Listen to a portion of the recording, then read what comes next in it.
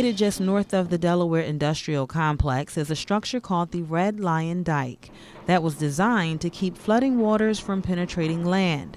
In fact, it's the first of 4 Newcastle County dikes that needed immediate attention after Superstorm Sandy devastated much of New Jersey, hitting its tourism industry hard in October 2012.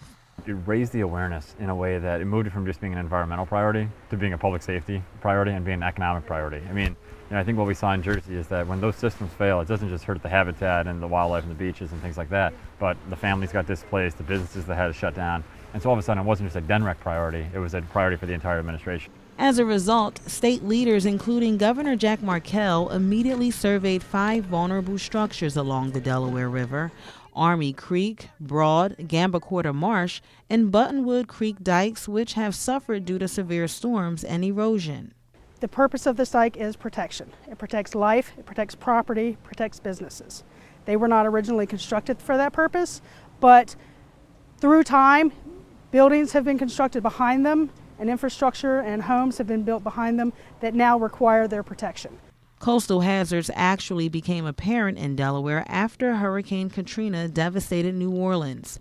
But more concerns came about after some of last year's big storms. With the City of Newcastle, we began planning with them about 3 years before Hurricane Sandy. So this initiative began. We had already done assessments on the dikes and realized they needed to be reconstructed.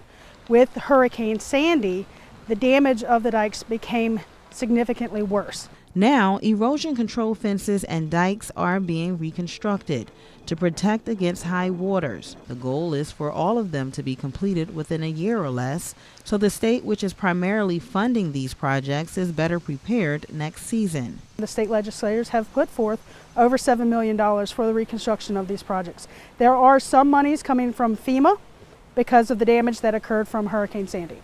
Meanwhile, the state has identified other projects that need immediate protection against flooding waters as well. A lot of beach nourishment projects going on right now up and down the state. We were just had the ocean beaches, kind of being completed over the last summer. We just did some projects in the bay beaches, and then there's a whole mess of drainage projects in like the inland bays, and then also in kind of western Sussex County as well. And so there's really protection projects and resiliency projects up and down the state. This is a part of it because this is what we need here. The solution's a little different in every place that you go, but there's a lot of activity right now. With such a wide range of projects underway, the question now is how much can Delaware handle, since a number of dikes will soon be in better shape. If they're maintained well and you prevent plants and other things from getting their roots and hurting out, they can last for a couple hundred years.